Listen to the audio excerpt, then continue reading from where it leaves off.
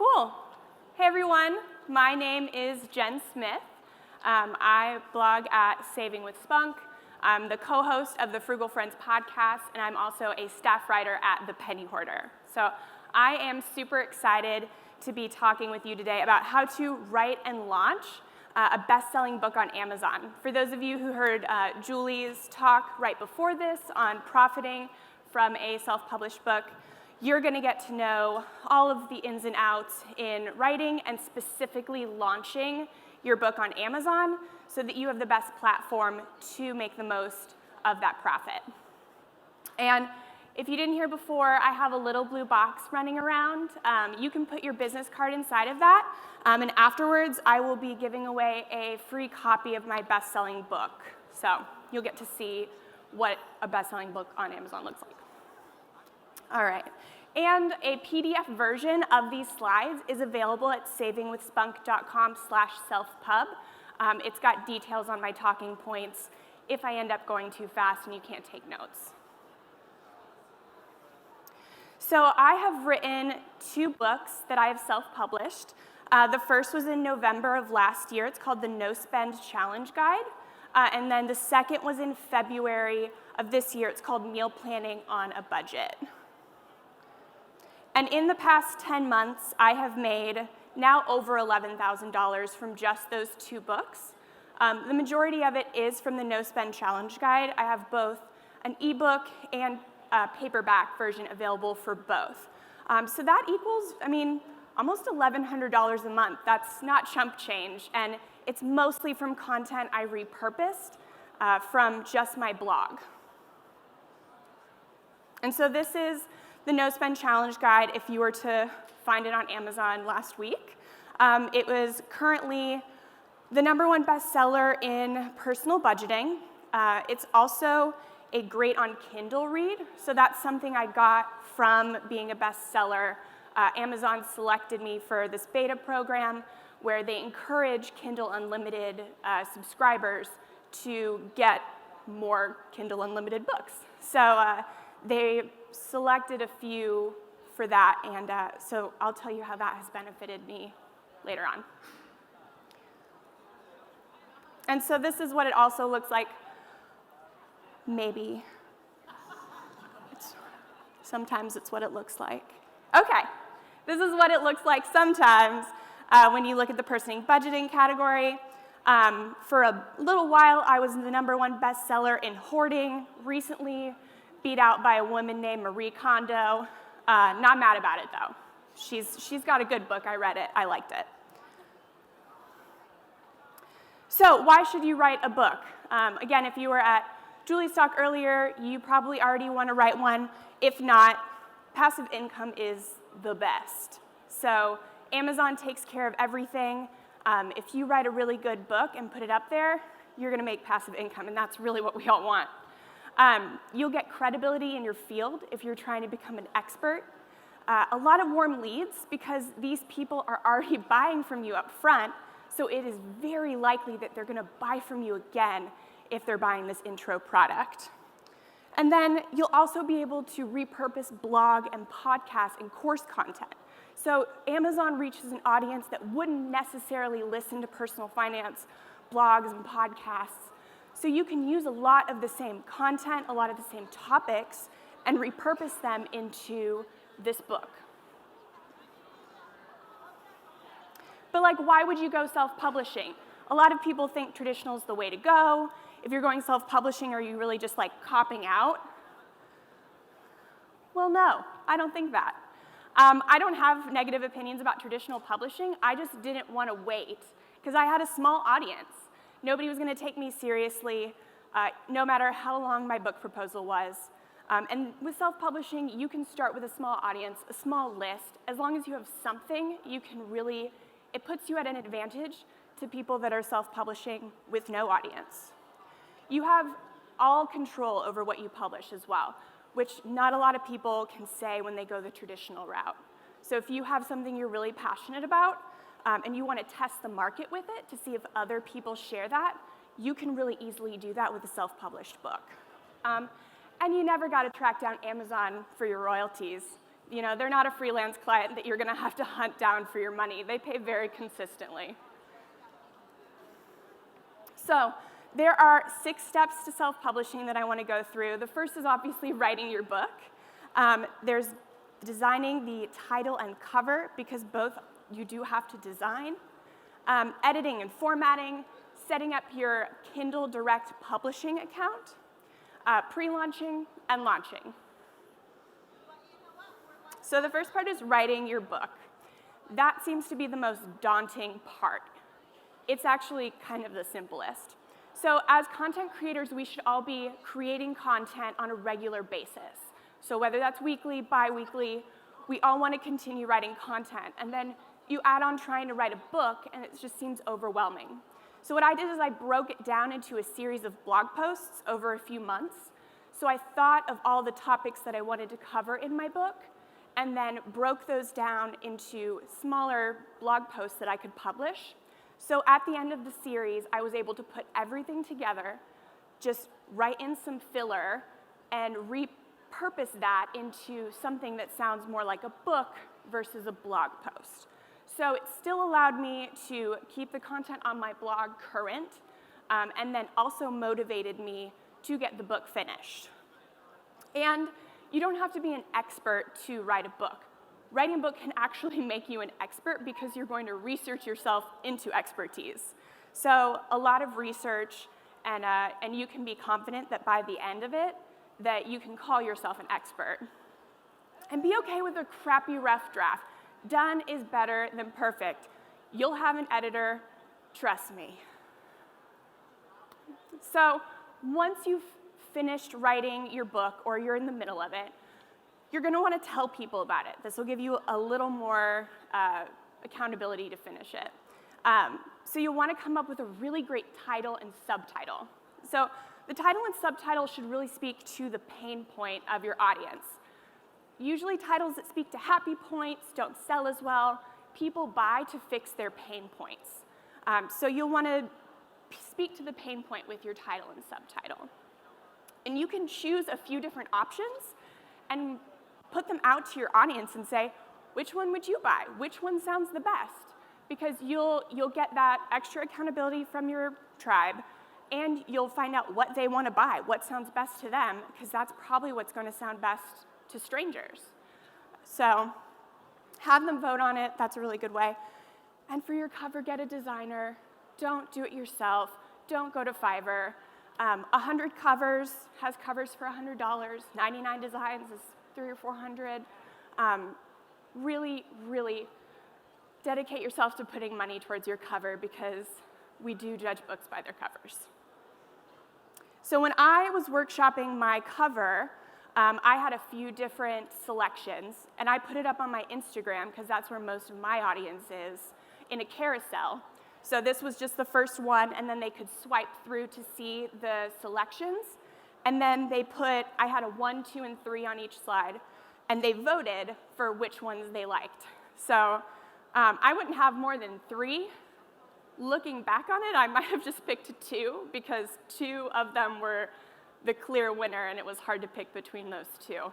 But they'll also give you feedback on whether the text maybe should be bigger or elsewhere or something. So your audience can really tell you what a good cover and title looks like. So don't take your audience for granted on that one. So once you've written your book, you're definitely going to want to get it edited. If money is a factor in that, like if it's keeping you from putting it out there, like I said earlier, done is better than perfect. But the 2 things you really want to spend your money on are cover design and editing. So Upwork has a lot of very affordable editors that are trying to get started. So I would go there, and I've also used word of mouth. So just find an editor. This community is full of great editors that are looking for freelance work. So after that, you're going to have to format your book for paperback and ebook. So formatting can be easily done yourself or on Upwork. So the 2 things I spent money in are cover design and editing. So I did formatting myself. Kindle has a formatter for ebook, but I much prefer Pressbooks. It costs maybe like 15 bucks because I found you a coupon code that doesn't expire. So after the coupon, it's like 15 bucks. Pressbooks charges to transfer the PDF version to a .mobi, which is what Amazon uses for their ebooks. They don't use PDFs. So definitely use that. And I think the one reason I like Pressbooks more than the Kindle formatter is they have the option where your table of contents, you can just press the button and skip right to that chapter. Not as important for fiction books, but very important for nonfiction books. So I think that's the reason. That was a big difference. I used the Kindle ebook formatter for my second book, and it didn't have that option for the table of contents. And I can't be sure, but I think it made a difference in the sales. So I think that's important. And then for the paperback, Kindle's free Word doc for paperback is perfectly fine. That's what I used for both of my books. All right. So now we get into the fun stuff, your Kindle Direct Publishing listing, which is just as important as your book and your launch. So you'll want to optimize your keywords, whether that's in your title, your subtitle, and the copy in your description. These are all really, really important. And this gets you to the beginning of your launch. Some people really take this step for granted, but this is what's really going to make or break your launch. So you get to choose 2 categories for your book listing. There are 3 categories, but Amazon picks the 3rd for you, so you only get to pick 2. And you can't even be sure that the 2 you pick are going to be the ones that you rank on. You just get to strategically pick 2. So to better ensure your book can get to bestseller status, for at least one of those categories, you're going to want to make sure, A, that it's relevant, but B, that it has a bestseller ranking of 4,000 or higher. Because the ones that have less than 4,000, these are the Marie Kondos. These are the traditionally published books that have high marketing budgets, and you don't want to compete with them. So Amazon still has a lot of different categories that you can select that do have them in the number ones that are higher than 4,000. You just have to look, and you want to make sure it's still a relevant category. Like I showed you earlier, I was number 1 in hoarding for a while. It was the no spend challenge guide. You want to spend less, you want to have less, so that directed to hoarding. And it became number 1 in that category long before it was number 1 in personal budgeting. So once you've selected your 2 categories very carefully, you'll want to publish your book on Kindle Direct Publishing 3 to 4 days before your actual launch. Set a launch date, be really, really committed to it, but put it up on Amazon 3 to 4 days before it. Just don't tell anybody. Because sometimes it takes 48 hours or something to propagate in Amazon. Pat Flynn has a story that he waited to the last minute to put his on Amazon, and it was not ready on launch day. So don't be like Pat. And then once your book gets up on Amazon, you'll then want to do your Author Central page. It's just that small little thing that gives you a little more credibility that if you do it, it looks good, and if you don't do it, it looks real sketchy. So you want to look real good. This is my Author Central page, and above it are the 3 categories that I am ranked for currently. I did choose the top one. I did not choose the bottom 2. So you don't get to pick which ones show where you're ranking, but any ranking is a good ranking. But yeah, the Author Central page, you can also connect it to your blog or probably YouTube as well. And then that also propagates your latest blog content on your Author Central page. So that takes people back to your website where you really want them. And then you can also, it lists all your books. So if somebody liked one, they can go buy all your others, and a little description where you can put some of your websites and your description of yourself. All right, so pre-launching your bestseller. You've got your book on Kindle. You've spent the 20 minutes that it takes to figure out how to put your cover art on the KDP website and have it right in the center. So now it's time to engage your audience to pre-launch your book. So this is the success of your book is not in ads or continual promotion. It's really in the launch. So those title and cover votes and getting your audience engaged early on, I would say maybe like 6 weeks prior to the launch is really important. Create hype for your book. You'll also want to create a launch team with probably 30 to 50 people, knowing that only 10 to 20 of them will really participate. So I use a private Facebook group, and I just put No Spend Challenge Guide launch team. And it's private, and I invite people from my email list, and the stipulations are you have to promise to read some of the book. You'll get a free PDF copy. And then the other is that you will leave a review on launch day. Those are the only 2 things. So read some of the book and leave a review. And then you can also grow hype within your launch team because those are going to be your evangelists. They've already opened your emails and joined your launch team, so you want to get them as hyped as possible. So you can do behind the scenes like videos, keep posting, tell us what you're most excited about in the book, what you love. So those are your people, those are your tribe, and those are the ones you want to get most hyped. And then I also do a giveaway for that team. So I say the first 10 people to give a review on launch day get entered into a drawing for another book of their choosing. I give like 4 different book choices because they're in a book launch team, so they're going to like other books. And you get to pick one of those if you're drawn. So that really creates urgency on launch day for people to review early. And then on launch day, so if you are in the Kindle Unlimited program, which I highly, highly recommend, it's just a little box you can click while you're uploading your book, but it does make you exclusive to Amazon. They will give you extra promotional items or promotional tools if you're in the Kindle Unlimited program. So for your first quarter of being in the program, the only thing you get is 5 free days. And I use those free days like this. 3 will be right at launch, 1 will be right before 30 days is up, and the last one will be right before the end of the quarter because these run quarterly. The Kindle Unlimited program runs quarterly. You can opt out of it every quarter, essentially. So that's how I do it, and I'll tell people at first, like, oh, I'm only giving it away free for the first 2 days, and then, surprise, the 3rd day is free too. So that's kind of how I'll do it. Some people do all 5 days up front, and that works for them. It was very overwhelming to do 3 free days, so that's all I did. Because you'll be emailing people and keeping track of things too.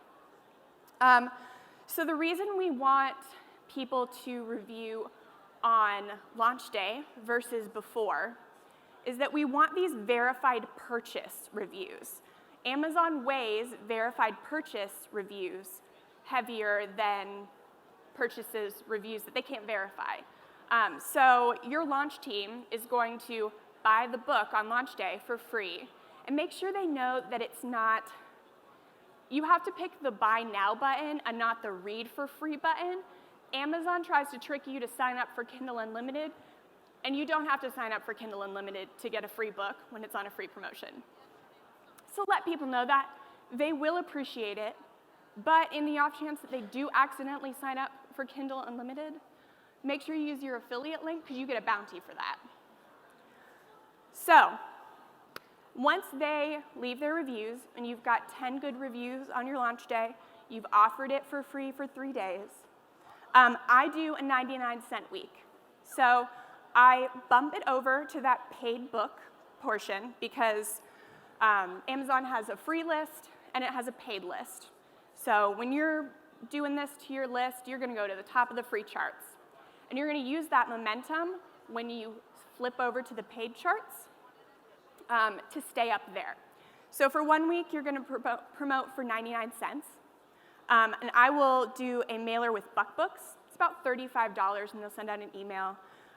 They say that they won't accept a book with less than 10 reviews. And if you haven't launched yet, you don't have 10 reviews. But I have found that saying, I will have 10 reviews, I promise, really very generous.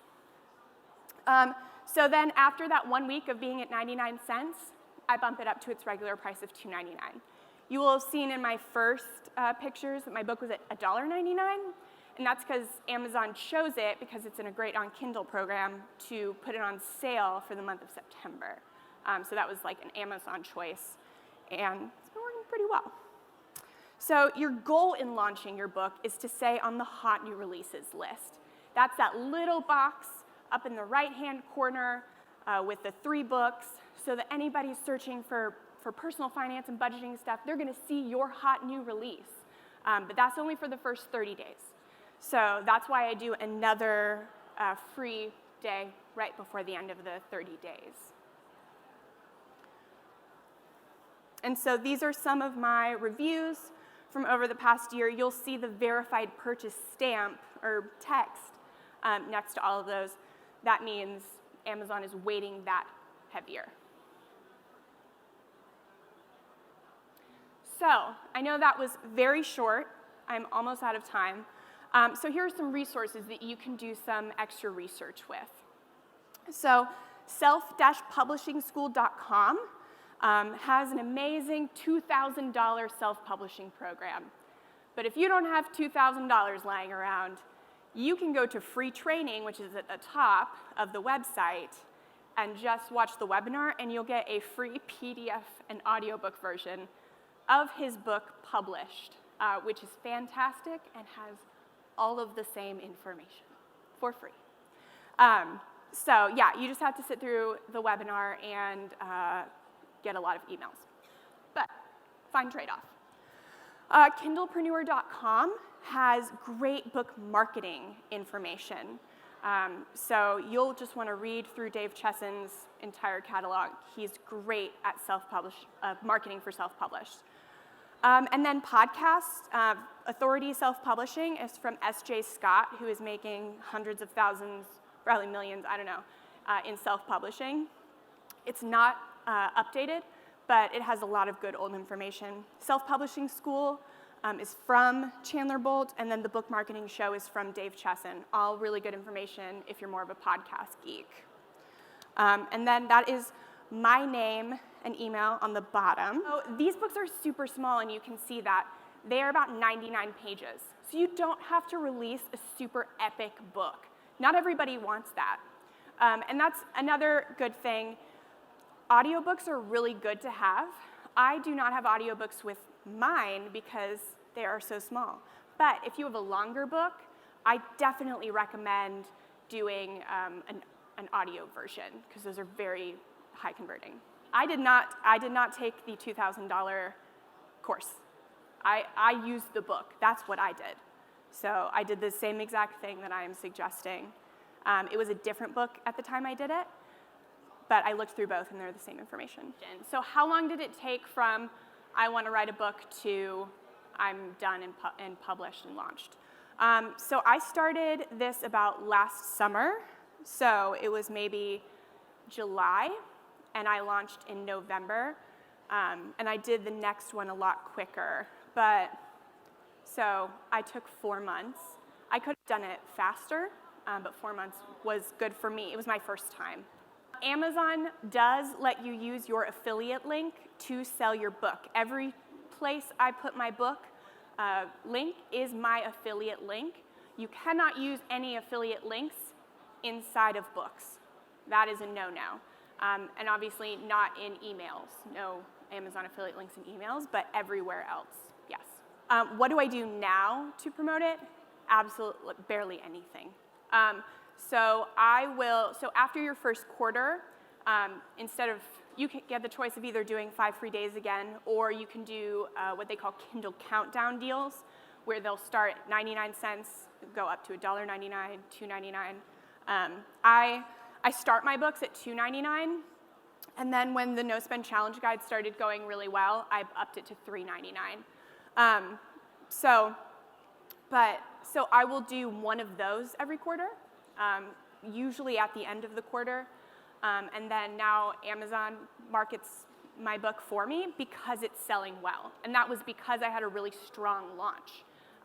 Amazon wants to sell what makes it money, so they will continue to promote your book in all kinds of different places, and you don't have to put ads behind it. I have been playing around with ads, and they have been profitable, but barely.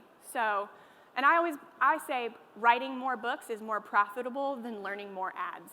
So if somebody likes your one book, they're going to like your second, third, and fourth, and that's going to be more profitable to you than an ad. I will be available for questions down here, and then I will send an email shortly to whoever wins this book, but you can also take a look at the book. I'll be over here or right outside, and you can see kind of what they look like.